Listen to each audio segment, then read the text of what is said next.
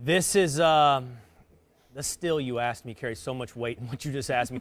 Honestly, Victor, honestly, Max, and I think I even started to make this argument to you the other day, Max, I believe, and I might have to put a D on the end of that word, but just hear me out, that the Dallas Cowboys are legit Super Bowl contenders. Repeat that. In the year 2018. I don't want to repeat it because I'm not just the believed is the part we're going to have to get to.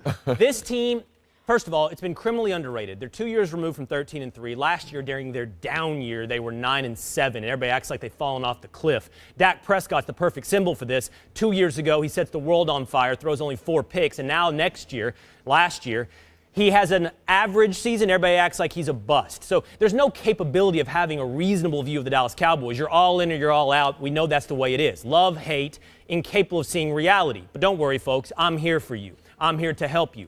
So what does 2018 look like? I think it looks more like 2 years ago. They have a defense that nobody, including my good friend Bilger McFarland, is recognizing how good it is. It's Rod Marinelli in its design now. It's defensive ends, 3 deep almost, 3 levels deep, coming at you in waves. It's deep at linebacker. The defensive backfield, the cornerbacks are good. I told you, Max, the only thing missing is a safety. We had that argument the other day. Should it be Errol Thomas? Should it be Eric Reed? The point is this.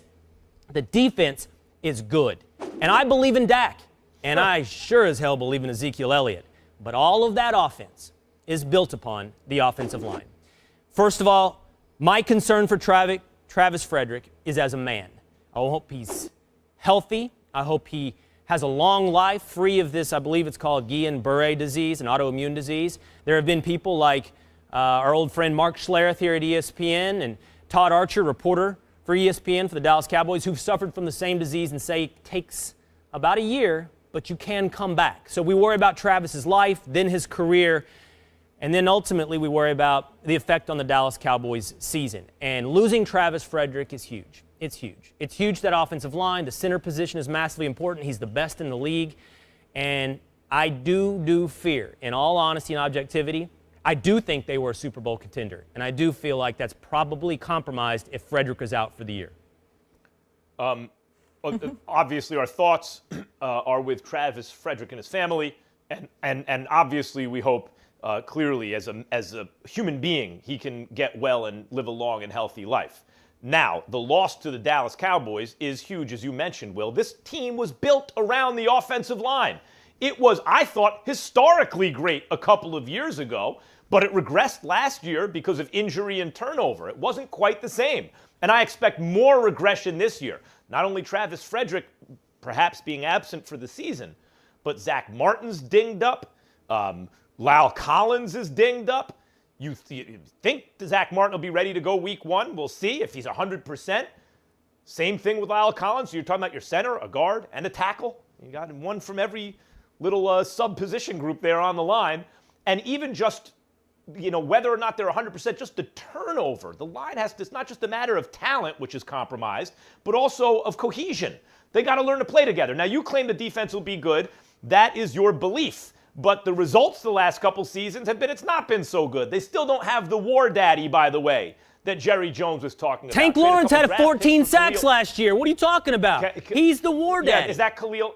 Yeah, right. He's the war daddy. If you let me know when you trade for Khalil Mack, and then maybe we can talk. Someone like that. I guess you can't count to 14. Defender. 14, you'd lose count at 9? Then what happened in New York City? Then they're doing all this real quick, Vic, in a division that is now stacked. So they're regressing as the others in the division seem to be progressing, one of whom, by the way, won the Super Bowl last year.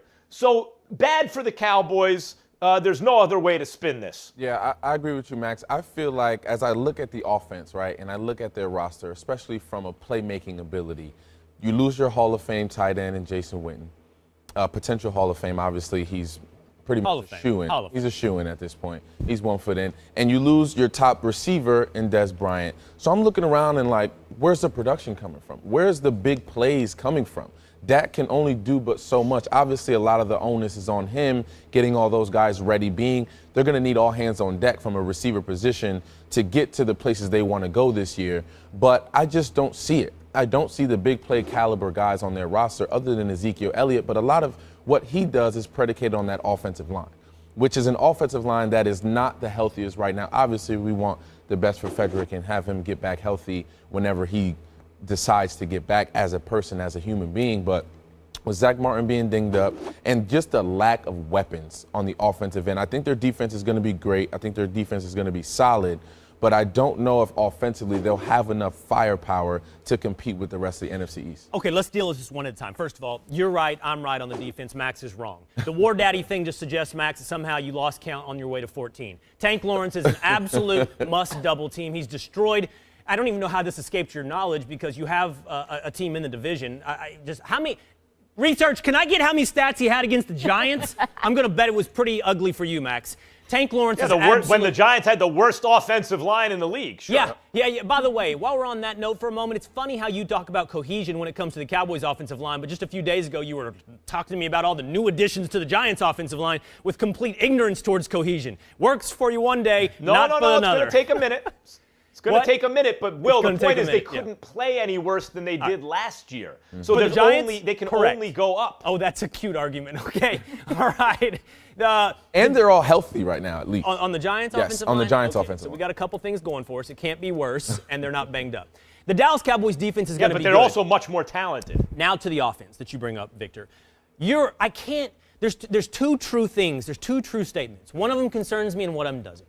There are no big playmakers outside of Ezekiel Elliott. That's a fact. You're right. How big a problem will that be during the season? How big a problem would that be in their pursuit of a Super Bowl? I just don't think it's as big of a problem as you do. And I've had this debate with others like Louis Riddick as well. There's going to be time in a season, he suggests to me, when you need a 20, 25-yard play. Where's it going to come from? The truth of the matter is Ezekiel Elliott, honestly, is that 20-yard play. He's going to be the one ripping off the big plays. And I think his ability sets up play action to distribute that ball to, 3-4 guys that end up with 40 catches on the year.